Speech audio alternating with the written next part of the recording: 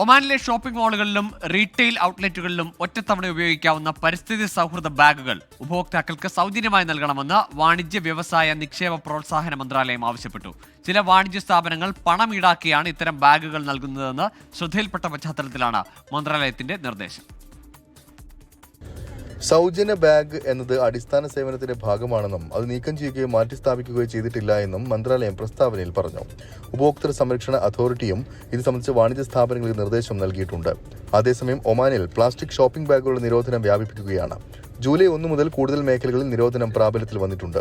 ഒറ്റത്തവണ ഉപയോഗിക്കുന്ന പ്ലാസ്റ്റിക് ബാഗുകളുടെ നിരോധനത്തിന്റെ 3ാം ഘട്ടമാണ് ഇത്.